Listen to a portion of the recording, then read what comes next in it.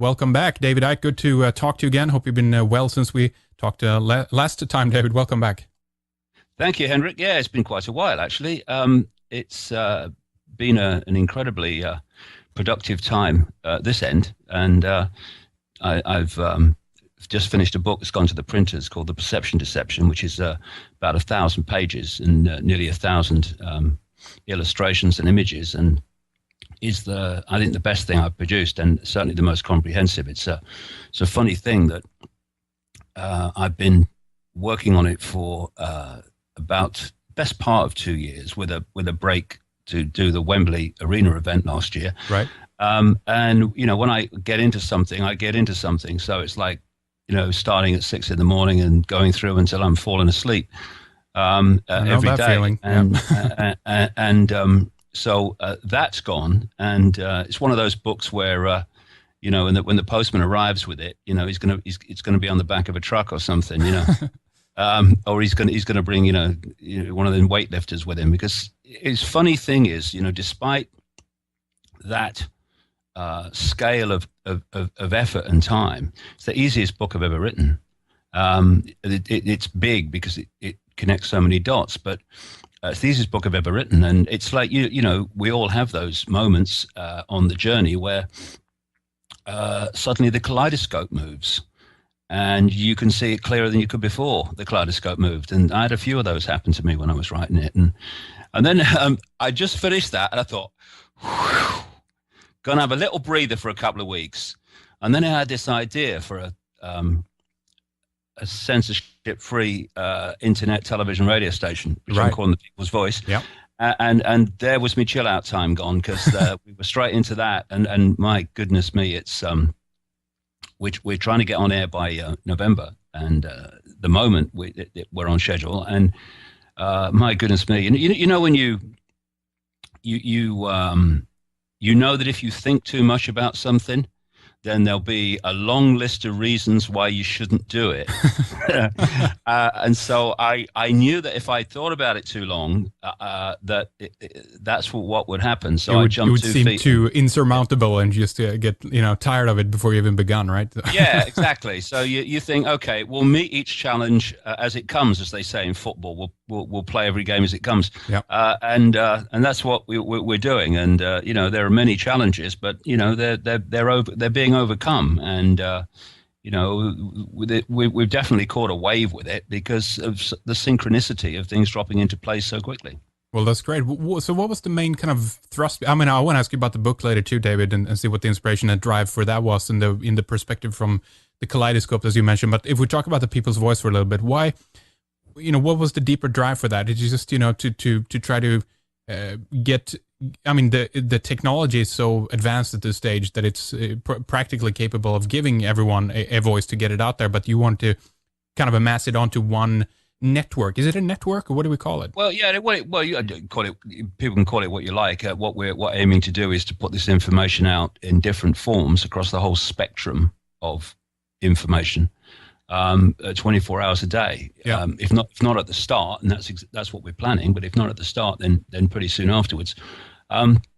So it's a massive ask, and it's a massive project, and miraculous in many ways in terms of the things that have to happen to make it happen, but they are happening.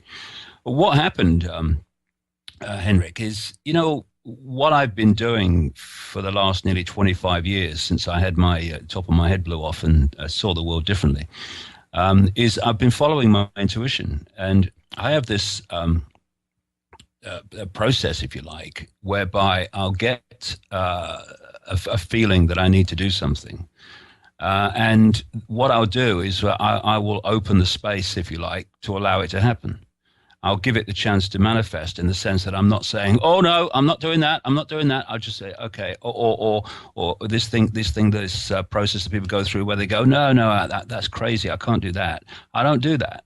I just say, "Okay, I'm open to it."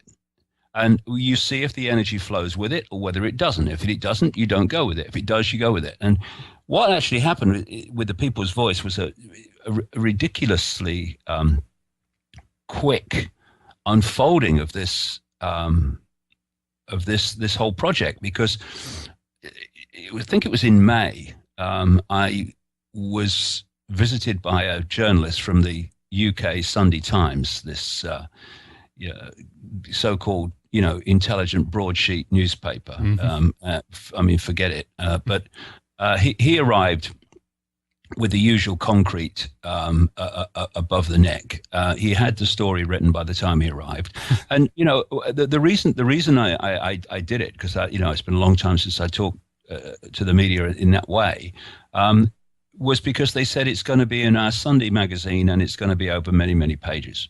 So, all right, we'll give you a chance, see if there's any intelligence has broken through. And he turns up, and even though, yes, he was going to write an article over many, many pages, he hadn't read a single page of any of my books. As usual. Yeah, usual. I mean, if you're going to write a quick news story about someone, then you don't expect them to have read your books. But when you're doing a major article over many pages in which you're going to try to dissect this guy and give your opinion on whether he's what he's saying, and of course, the opinion is always the same. Anyway, he comes along and he leaves, and I thought, after all this time, I've given these idiots a chance, and they're just shown they've not moved an inch. Despite world events and all the things that are confirming what we're saying all the time. So what's the point in talking to the mainstream media? We're never going to get this out through the mainstream media. And synchronicity, again, a friend of mine, Mike Lambert, who runs the Shane Clinic about 5 minutes from my flat, he's a world-class healer. And he called me, he said, on the Isle of Wight, we've got this little island I live on, we've got a version of eBay called White Bay, which is basically an internet car boot sale, as we call them in Britain, right? And or garage sale, as they would call them in America. And so he said, there's an internet radio station for sale, £500. What? Anyway, it wasn't for us, because it just the size of it just wouldn't work. But this guy had done his best to create it and stuff like that. But it wasn't that was the key. It was the idea. Well, why don't we? Why don't we create with, as you say, the technology now? We've kind of created. Well, we're in the positive version of a perfect storm, because the technology is available now to put internet television on the television in the front room. Yeah. But by staying on the internet, you've dramatically reduced your costs, and you don't, up to this point anyway, get caught in the regulation of what you might call mainstream television, which says what you can and cannot say. Yeah. Because in terms of the idea and what was happening when I was getting the idea, these words were just going around. Sitting in this very chair, funnily enough, these words kept going around my head: the people's voice, the people's voice, the people's voice, the people's voice. I thought, I'll have that one. That's good. I'll have that. So that's what we've called it. And my whole point in going for this was, it had to be technologically the best we can do, something that is not two people with a can at their ear with a piece of string between it, but actually serious technology. Mm-hmm. And so we had to raise a lot of money to do that, because we could have raised a small amount of money and done a bit, but other people are doing radio shows and stuff like that. What's the point in repeating what's already there? We need to take it further. Otherwise, there's no point in doing it. Right. And so I'd never heard of these crowdsourcing websites. I never heard of crowdsourcing. But Sean, my partner in this, it's a non-profit making operation. It all goes into the station. There's no dividends for shareholders and all that stuff.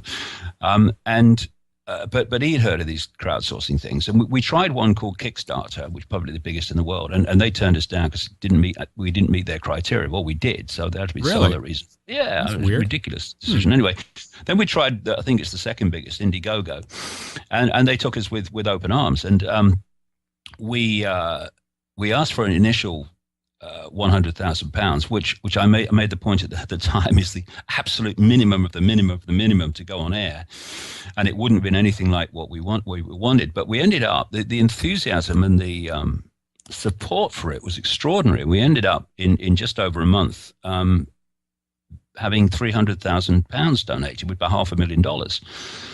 So the capital is there to get the technology. We're just securing a studio now in London, actually as I speak almost, which we're going to complete the deal next week. And we have many of the presenters that we want to do for live programs out of the UK and out of America, and others around the world as well. And when I look at when the idea came in late May time, that time, to where we are now in where are we? Not even mid-August.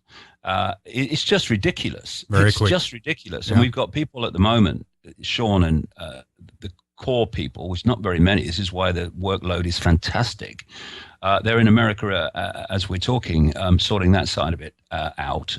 And so it's one of those things where, it is so ridiculous in what we're trying to do in the time we're trying to do it that we'll probably end up doing it. You know what I mean? It's when you sit around and think, oh no, you can't do that. Oh no, that's too hard. Oh no, you never do that. Well, let's just have a go, shall we? And all I can say to people is we're going to have a go and see where it goes, because we're going to go on air almost certainly in November, not knowing where it's going. We don't know what the income stream is going to be to keep it going, because we, like I say, we don't want to mess about. What we're planning is a live 3-hour breakfast program out of the UK, and every program's global. It might come out of the UK, but it's a global. I mean, if something in Australia is the biggest story of the day, that's what we're going to be doing. Yeah. And then we're going to have a 3-hour live show out of London between about 5 and 8 with an absolutely brilliant mainstream journalist who's just so sick of the shackles of mainstream journalism. She's tremendously experienced, brilliant journalist. Journalists should be, Sonia Poulton, and she's going to be doing that. And then we're going to have a 2-hour program, live program out of America every day, and then live programs for 2-3 hours out of Britain and America at the weekends. And what I'm working on, this is really one of the things that I really, really want to do. And it's not easy, but I want to do a live program once a week for at least a couple of hours based on the Middle East. I want to give a voice to the voiceless and the silenced in the Middle East to tell their story, which never gets out through the mainstream media. Ideally, what we want to get kind of live streaming technology into places like Gaza, so people can speak direct to the public without anything in between. Because my philosophy is that apart from libel, which is fair enough, because we A, need to stay on air, and B, we don't want to say anything about anyone that isn't true anyway. But apart from libel, there will be no censorship. And it will be very, very interesting to see what happens when that energy is unleashed. It's not say what you like and don't be challenged. But we'll challenge what is said with incisive, intelligent, informed questioning and debate, not by saying you're not going to be allowed to say it. So you see where I'm going, in sense of I wanted this to be something different, something that really took the shackles off, and not only that, went across the whole spectrum of suppressed information and suppressed people. So for instance, it's not just going to be about conspiracy and alternative health and all these subjects that we talk about. It's actually going to give we're getting a whole department, if you like, together, and there'll be a few at the core who work full time who will be paid. Not me. I'm doing it completely without payment, not just now but ongoing. I will not take a penny. But we're getting a group of people, and they're volunteers, but with experience and passion for the subject, to create programs that give bands, musicians, poets, comedians, artists of various kinds the platform to express their talent, express their view, express their uniqueness, express what they've got to say through their various means. And these are people that the corporations wouldn't even go near. And the other thing we want to do, I've got programs in mind like the People's Video. These are programs where we show videos on various subjects that have been made by members of the public. I mean, as we all do that are in this arena, that you can go on the internet and some person you've never heard of from some obscure place in the Midwest or something puts a video on YouTube about a particular subject, and you think that's freaking brilliant. Yeah. Oh, yeah. There's so much talent out there that is not getting an audience of the size that it deserves. And what we want to do is to produce programs from this material and get people on the air to talk about why they made it. What is it about this subject? What information have you got to share with us about this subject? We want people that make documentaries. We're already being offered some great documentaries that have had very, very small audiences so far, and we can expand on that. And so it's an exciting thing. And my great interest is to see what happens to the energy and the dynamic once people realize, hey, we can actually say what we think. Because when people like me go onto the mainstream media, with the odd exception, the person that's interviewing you, they seem to think it's their duty to make you putting over your case and your information as difficult as possible. Yeah. So they'll ask you a question, and you get halfway through the first sentence, and they're in with another one. Oh, and sure. it's like, oh, we've got my philosophy on journalism and communication is simply this. Yes, you ask incisive questions, but you let the person answer them. And the judge of what the person's saying should not be the interviewer, usually in the mainstream media, completely ignorant of the subject anyway. They should be the listener or the viewer. That's right. Let the person speak. Ask questions you think that the viewer would ask in the light of what the person said, but then let the viewer or the listener be the judge for themselves, not for everybody, for themselves, of the validity of what that person is saying. Absolutely. So when people come on the People's Voice saying what will be perceived as far out things, we're not going to say, okay, we'll just say what you like and that's it. We'll be saying, well, hold on a second. What about this and what about that? And how do you explain that? And all that stuff. But we're going to do it in a respectful way. Yeah.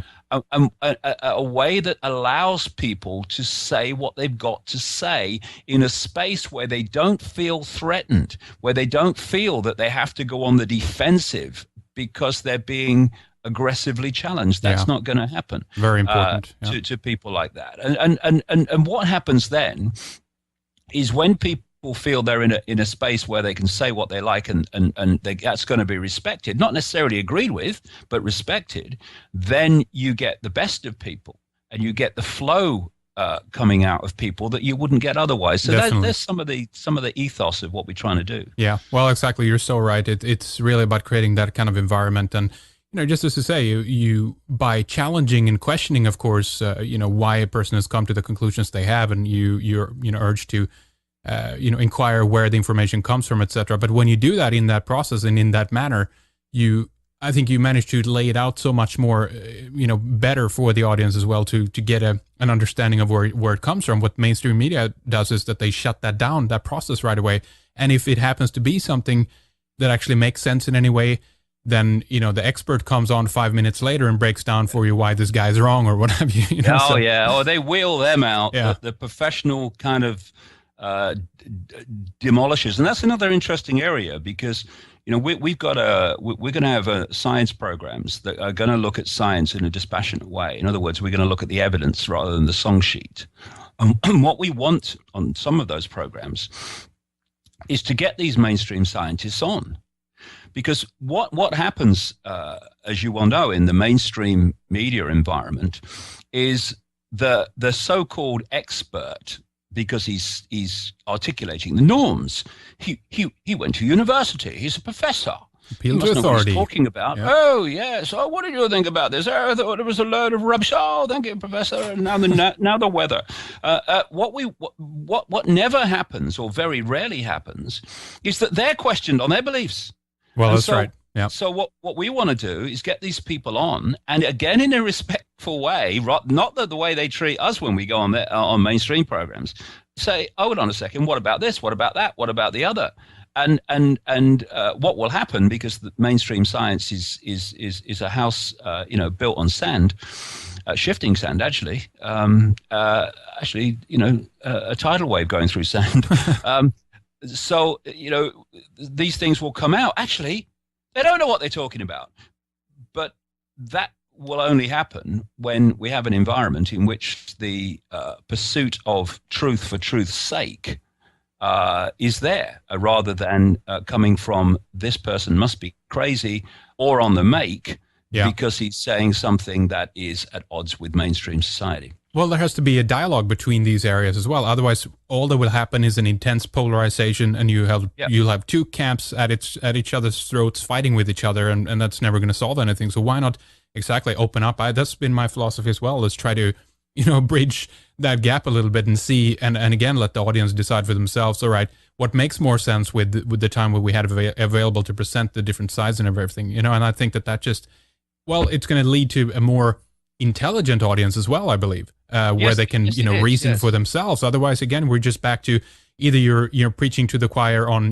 group A, or you're preaching to the choir for group B. And what does it matter then if no one evolves watching the stuff? What does it matter, right? Exactly, and that's why as much as we can, and I say as much as we can, because to do what we want to do in this arena, people with mainstream views need to agree to come on and talk about them. And that there will be some reticence from some of them, because they'll think, hold on a second, I'm not going to get a free ride here with my views. I'm going to have to justify them. And I tell you what, people would be amazed to see some of these pillars of the scientific establishment under questioning about their beliefs when it becomes clear that actually they don't know what they're talking about. When you get people like Professor Richard Dawkins, the Oxford University, who's almost made it his life's work up to this point anyway to rubbish alternative healing and alternative versions of reality, saying that the reality is not malleable, but at the same time saying that his knowledge of quantum physics is foggy. That if ever I've heard pseudoscience, it's that, and yet that's the great line that they throw at people who are challenging scientific orthodoxy, which is it is pseudoscience. What I want to do is to get people together and say, well, okay, let's just debate this in a relaxed way, and let's see where the pseudoscience lies. And you're right. You see, what has happened with science, because it's been hijacked and taken over and the song sheet written, and it's policed by who gets the funding and who gets the kudos and who gets the credibility factor within the scientific community, so that people who speak the norms, they get the titles and the funding and all the rest of it. Very collectivized, everything. The one gets marginalized. Funny enough, I was talking at a music festival the other week, really, in England, called the Secret Garden Party, and I talked for an hour, and when I went on the stage to talk, I didn't know what I was going to say. I didn't think about it, and I did that consciously. I thought I'm just going to let this flow, but I knew I was going to start. And what I did was just write down a few official dictionary definitions of certain key words, because the theme of this music festival was superstition. And I find it fascinating when you take words and you look at their official definition, and you break them down, it tells you a heck of a lot about the energy and the perceptions that surround the use of language. Yeah. So I started. It's funny. I didn't know I didn't expect I was going to talk about this today, Henrik. But I just looked across, and just to my left is the crumpled up bits of paper that I actually wrote these definitions on. I think they call it synchronicity. Anyway, I took superstition, and that is, according to the official definition, an irrational belief that an object, action, or circumstance not logically related to a course of events influences its outcome. An irrational belief that an object, action, or circumstance not logically related to a course of events influences outcome. Right. It's also defined as a belief, practice, or right irrationally maintained by ignorance of the laws of nature or by faith in magic or chance. And also it is a fearful or abject state of mind resulting from such ignorance and irrationality. So I then went to the definitions of these key words that keep coming up. Irrational and logical. Irrational is something, it says, not endowed with reason and affected by loss of usual or normal mental clarity. And it is marked by a lack of accord with reason, this word keeps coming up, or sound judgment. How often do you hear a Richard Dawkins or people of that ilk say about alternative ways of looking at things, it without reason, it doesn't have reason. Always. So then you go to reason. And reason is defined as a normal mental state and sanity. So to have reason is to have a normal mental state. You then go to logic, which is a system of reasoning, the formal guiding principles of a discipline, school, or science. And finally, we come to the big one, which is normal. Yeah. Right. Normal is conforming to a norm, standard, or pattern and being typical. It is relating or characterized by average intelligence. So if you're normal, you officially have average intelligence. I'm glad I'm not normal. and normal is defined as being free from mental illness and being sane. Yeah. And rational, obviously the opposite of irrational, is having or exercising the ability to reason, being of sound mind, sane, and being consistent or based on reason, logical. So then when you bring these words together, these recurring words to rubbish alternative thinking and alternative views of reality in all its forms, it comes down to them being having a lack of reason, not being logical, and being irrational. The point I was making at this music festival is, but what do they mean? What do they mean? Everything and every perception is a point of observation. It is a point of observation from a certain perception of reality and a certain perception of possibility. Therefore, from mainstream science's perception of possibility, basically, although they know and have to, unfortunately, and they it's their worst nightmare, but they have to acknowledge that quantum physics and such like exists. But then they just, as we say in Britain, cock a deafen and ignore the fact that it does exist when they carry on with their particular discipline. So we have a situation where they are, from their point of perception, looking at the world from the point of view that basically the world is solid, that everything's apart from everything else, that what you see is what you get, and all the rest of it. Yeah. And from that point of view, that is their version of reason, logic, sanity, normal, and rational.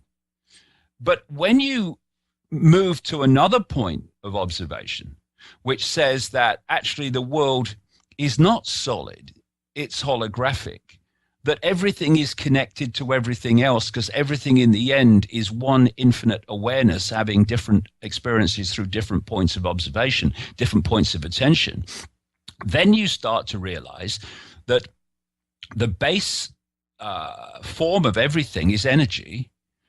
In our reality, it's waveform. Waveform information, and what we're seeing as the so-called physical world is merely a holographic projection of that information. Now, from that point of view, the reason, logic, and normal perception of everything that comes from the mainstream science point of attention, observation, and awareness is anything but reasonable, anything but logical. It's ridiculous, because simple thing. It's one of the points I made at this event. If you come from the mainstream scientific view, which I've just described, homeopathy is impossible. It's the fact that it has any validity is impossible. And so from that point of reason, they say you cannot dilute a substance over and over again until there's none of the substance left, and for it to have any effect, that's ridiculous. Why do they say that? Because they don't understand reality, and all they can think of is physical when there is no physical, and thus when the physical in their perception of reality, i.e. the substance, is diluted into something they cannot any longer measure, it must be impossible to have any effect. But then when you go to the other point of reason, where people like me are coming from, you find that actually the universe, the reality that we're experiencing, is simply information. It's information interacting with information. It's information being encoded, information being decoded, and the dynamic of that is the reality that we experience, and many realities that we are subconsciously experiencing. And so when you look at the experiments, for instance, at the Aerospace Institute in Stuttgart, Germany, where they found a way of photographing information in droplets of water. They took a flower. You can see this on the internet. Water has a memory. Aerospace Institute in Stuttgart. There's about a few minutes video which shows all this happening. I'm going to explain. Yeah. So when what they did is they got a flower and they put it in a tank of water. Just a big tank of water, put the flower in, then they took it out. And then they took individual droplets of water and they identified the information in the droplets. Every single droplet had the flower in them, every single one. And then they got, even though the physical, quote, flower had gone, the information of the flower was still there. So then they got people from the local community to come, and they got a big tank of water, and they asked people, each one, to take 4 droplets of water from this big tank of water, put it in a little dish with their name on, and then they, again, looked at the information in the droplets. In every single case, the 4 droplets were basically the same. I used a photograph of some of them in my last book, or are the same. They look the same, but every 4 droplets is totally different to all the other 4 droplets. In other words, the process of someone, an energetic field we call human, interacting with the energetic field we call the water, that energetic interchange has impregnated itself upon the droplets of water in the time it takes to go, thank you, I'll have that one, drop, I'll put it here.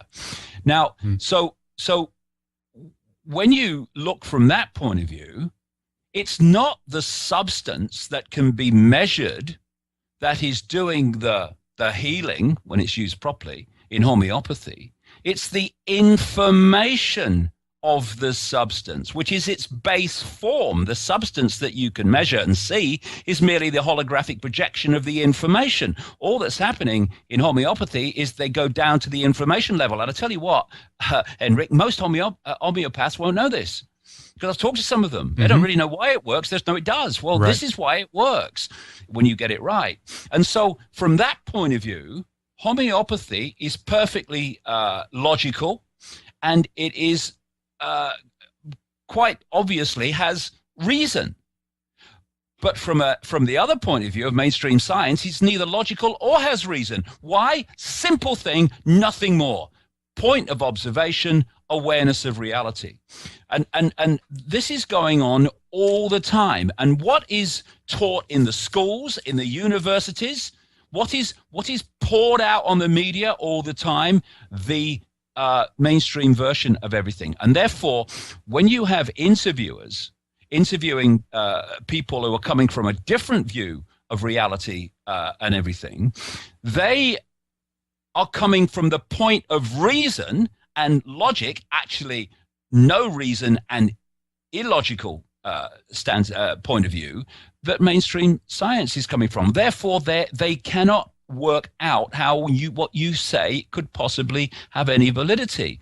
And this is how the system works. It's so simple. If you can impose and make your norms the prime arbiter of truth, no truth, possibility or no possibility, then you can entrap the minds and perceptions of billions of people. Yes. And that is what has happened. Exactly. And that's why, if we're going to get round this, we have to find ways. This is what I'm trying to do with the People's Voice. We have to find ways of presenting information in a way that not only talks about homeopathy, but talks about why it works. You see, this is what I've been doing all these years. This is just the way my mind works. I want to know why. When I realized that a few people were manipulating world events, I wanted to know how they did it. Because by understanding how they did it, first of all, it gives you a great chance of stopping them doing it. But by understanding how they do it, you can overcome this massive chasm of public perception when you talk about a few controlling the world, where they say, how can a few people control billions? It's ridiculous. But if you can explain how they do it logically and with reason, and you can, then that chasm is removed, because people not only see that or are told that it is happening, they can see how it can happen. And that's in my experience over the years, that is a massively powerful thing in getting people to go, well, hold on a second, let me have another look at this then. Well, exactly. I mean, what scares me about this, though, is that reality has become so homogenized. I mean, according to the definitions that you mentioned, this is about, again, going back to collectivizing reality. Just do as everyone else does in your culture, and you're going to be conceived, as the normal one. And as long as you're, within that boundary, you're fine. And if we're with the knowledge that has been, preconceived and accepted, if you will, then that's going to be considered to be fine. But as soon as you have something challenging that, nope, we're going to disqualify it by default. And it's not that you can't be skeptical and all that. What's interesting here as well is that all the things that you are talking about here and digging out are things that are coming also from the scientific field. These are results that are coming from the very own world that they are, advocating for. But at the same time, they've decided to just keep that out, shut it off, and don't look at it more. And I read this about when you talked about the Stuttgart water memory thing here as well.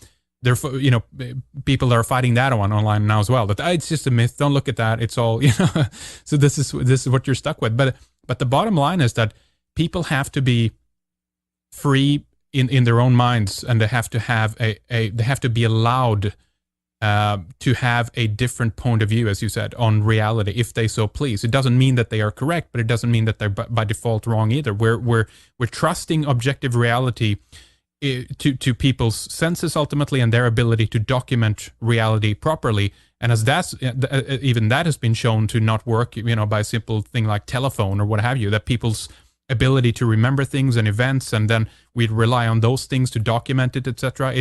It becomes more fuzzy, if you will, David. Yeah, but it's not only about people having a view and is it right or wrong. I think it's also important that we encompass the apparently paradoxical to see that it's not paradoxical. You see, you can, for instance, you can look at a house very, very close up, so that all you can see is one brick. And you can say, actually, this is a very, very hard substance. It's a reddish color and all that stuff. And that's all it is. There's nothing to it. It's just hard and it's reddish. Yeah, that's it. Then you can be on the top of the hill, a mile away, and you can see that that brick is part of a house, which is part of a street, which is part of a town, etc. Yeah. And both are true. Yeah. It's only the point that you're viewing them from that is different. So there are many things that people say about reality, and on one level, it's true. But if you go to another level, then it's actually the opposite is what you see. But at the point of experiencing, both are true. It's just the point that you're looking at it from, and we don't encompass this because people have this almost this fear of not being absolute with everything. You know, I've noticed that when people are in a situation where there's a state of flux, either in what's happening to them or in their perceptions of something, they get uneasy. And they need to solidify it into an absolute to feel comfortable. Right. Yeah. And within infinite reality, when we're experiencing all possibility, there are no absolutes. There's only what you're experiencing in the moment. Well, exactly. And that's why it was called the uncertainty principle, you know, the whole quantum physics field from the beginning, because it's uncertain, right? And that's why they're uncomfortable with it, you know? Yeah, and if you look at the whole mentality of mainstream science, it is looking for absolutes all the time. It's looking for I can tick every box and I can give you chapter and verse why this is true. And you know, the equivalent of looking at a brick and not realizing what it's part of is looking at this world and thinking it's physical. And if you know, I've gone into this in this new book, The Perception Deception, because it's very, very interesting. And I think extremely significant that this whole thing about the world being solid, the world not being solid, is absolutely fundamental. Because if you know, like I say, they have to acknowledge quantum physics because it exists, but once they've acknowledged it, they then ignore it. My knowledge of it's a bit foggy, but anyway, I can still talk in absolute terms about the nature of reality. And when you look at this, the world is solid, which is the whole basis of it. Well, what that does, it dictates scientific policy, it dictates health policy because they don't know what the human body really is, so they don't know how to heal it. You see, if you're dealing with a hologram, thinking it's physical, and you're treating the hologram at the level of the hologram, thinking it's physical, then all you can do, you cannot possibly do anything else other than treat the symptom, not the cause. Because the cause is a flaw in the information blueprint from which the hologram is projected. Thus, there is a flaw in the hologram. Yeah. And thus, what do alternative, healers and methods of healing say? That mainstream medicine treats the symptom, not the cause. Well, when you look at it from the perspective I've just described, Henrik, it cannot do anything other than that. And therefore, when you are dealing with alternative healing, which is looking to balance the information blueprint, and thus, by definition, balance its projected illusion we call the physical body, then if you don't accept that there is any energetic blueprint, and mainstream medicine doesn't, then anyone that's talking that way is a nutter to you, crazy.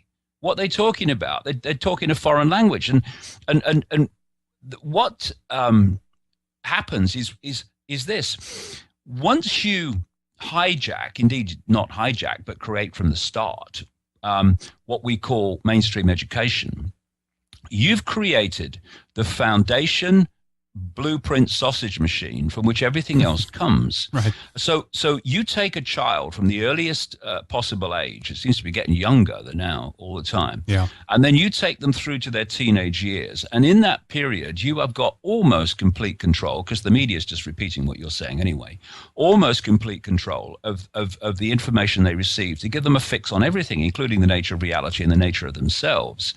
Now, if you accept this programming really powerfully, carefully and you regurgitate this programming down onto a piece of paper, you pass your exams and you become very, very successful. And so then you go to an elite university and all this goes on again. And then you leave your university and you go into your specialization. You might go into science. So when you enter science, you've already completely bought, with rare exceptions, you've completely bought the whole ethos of mainstream science, because you've just been learning about that all your formative years. Well, you might become a doctor.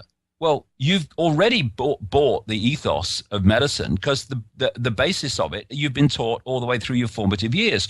You go into the media, you become a journalist, you've bought the ethos of the system, and thus you report everything from the point of view of the system's version of everything, and people that say something different by definition are mad, bad, or all the rest of it.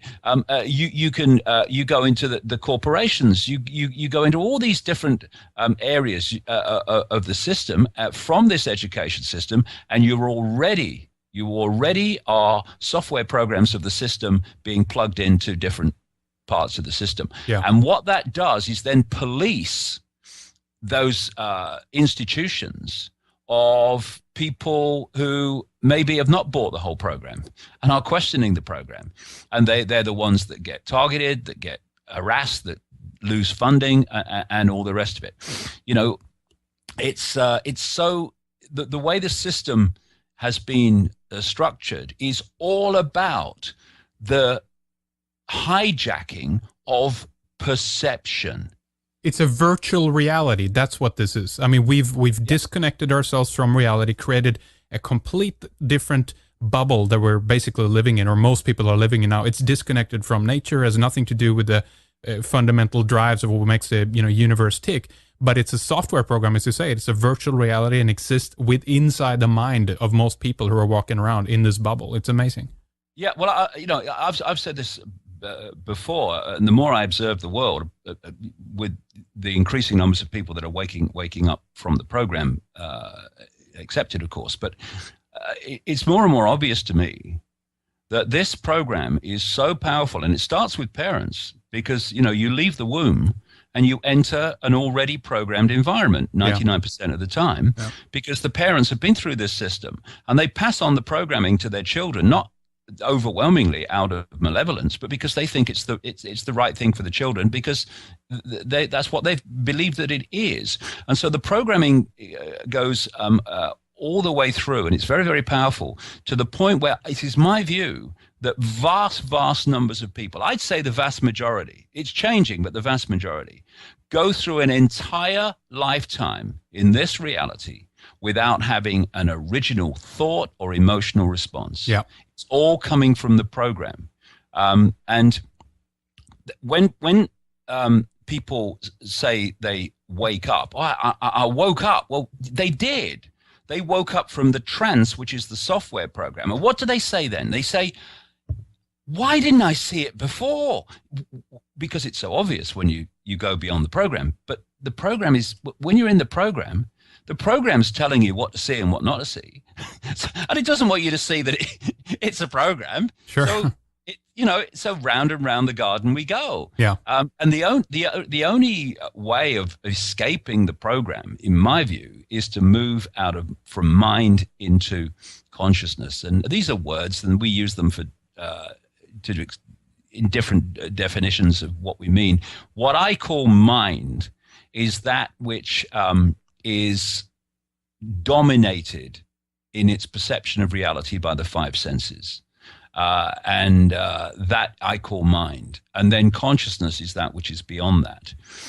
It's all the same thing in the end, but consciousness has a different point of attention within infinite awareness to mind, whose point of attention is dominated by the five senses. And the idea, if you get to the bottom line of this whole conspiracy, and I called the new book The Perception Deception, because that's what it is. The whole thing's about the deceiving perception and manipulating perception, because once you've got someone's perception, you've got their behavior. Yeah. You've got their responses. You've got their emotional responses. You've got their mental responses. This is what it's all about. And if you are dominated by the five senses, and if you look at this society, everything is watch this, touch this, feel this, listen to this. It's all enticing the five senses in. The idea, the whole foundation of this whole global conspiracy is to pull our point of attention into the five senses. Because once you do that and it dominates your reality to the point where you can't hear or be influenced by your greater consciousness, then you're not going to have that beyond this world filter of information and experience to give yourself a bigger picture fix on what's happening and why. You're dominated in your perception by what the five senses are decoding. And therefore, once the system has disconnected people from an influence of the greater consciousness and isolated their point of attention in mind-body, then that isolated fragment of awareness is then through the five senses, through the media, the education system, parental influence, and all these things we're talking about, it can then program that isolated mind-body awareness to see the world in itself in a way that suits the agenda. And this is how it's done. You know, we can talk about banking scams and we can talk about 9/11s and all these things, and we should, absolutely. My goodness me, I've been doing it for the best part of a quarter of a century. Of course we have to talk about that. But if we only talk about that, we are in effect like the doctor who is only treating the symptom and not the cause. The cause is the hijacking of human perception. And that's what we have to get back. And when we get that back, then everything else follows. Very good. Now, David, let's take a short break here. A good moment to take a few minutes also to talk about some sources here before we do that. Your website, of course, is davidicke.com. I think most people listening will be aware of that. But if not, davidicke.com is the website. But also then tell us any ETA on the perception deception, when that will be available. And also, of course, we need to talk about where people will be able to tune in to the people's voice as well. So let's talk about that, David. Okay, well, the perception deception has just gone to the printers. It's gone to the printers today, and so you know it takes quite a long time in the production process. I mean, I'd like it out tomorrow, but it should be circulating in October. October, yeah, which is a month before we planned, which is good. And so that will be out then. And the People's Voice will be a section of davidicke.com.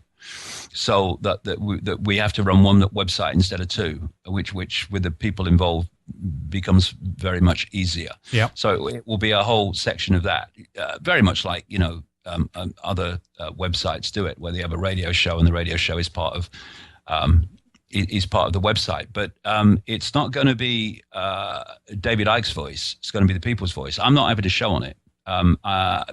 People say, "Oh, there'll be a David Icke show." No, they won't. Well, you got to have that, David. Come on. This is not what I want to do. I mean, I'll be appearing on it because I've researched so many subjects, but I won't have a show, and I won't, you know, hello, good evening, welcome, and all that stuff. I want other people to do that. I want other people who have talent and have knowledge to be given a platform, and I want as many members of the public to be involved in the information that's shared and circulated. So I ain't going to be there dominating the whole thing. Absolutely not. It's the last thing I want to do. And I do other things in my life anyway, like researching and writing books and all these other things. And there's another Wembley Arena event next year and stuff like that. So it's not going to be David Icke's voice, but it's going to be a section. Was because they said it's going to be in our Sunday magazine and it's going to be over many, many pages. So, all right, we'll give you a chance. See if there's any intelligence has broken through. And he turns up, and even though, yes, he was going to write an article over many, many pages, he hadn't read a single page of any of my books. As usual. Yeah, usual. I mean, if you're going to write a quick news story about someone, then you don't expect them to have read your books. But when you're doing a major article over many pages in which you're going to try to dissect this guy and give your opinion on whether he's what he's saying, and of course, the opinion is always the same. Anyway, he comes along and he leaves, and I thought, after all this time, I've given these idiots a chance, and they're just shown they've not moved an inch. despite world events and all the things that are confirming what we're saying all the time. So what's the point in talking to the mainstream media? We're never going to get this out through the mainstream media. And synchronicity, again, a friend of mine, Mike Lambert, who runs the Shane Clinic about 5 minutes from my flat, he's a world-class healer.